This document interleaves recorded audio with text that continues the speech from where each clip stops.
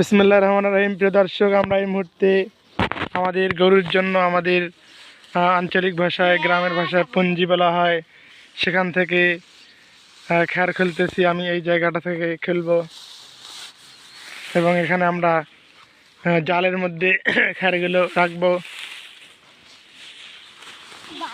এবং আমার ছোট ভাই বোনও কিন্তু খ্যার খেলতেছে।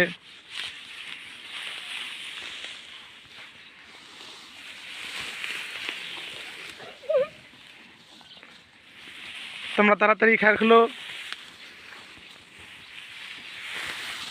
আমাদের রংপুরের যারা মানুষ আছেন, আঞ্চলিক মানুষ, তারা কিন্তু এটা বুঝেন, এভাবে খেলতে হয় খ্যার এবং এখানে একটা জায়গার মধ্যে রাখতে হবে।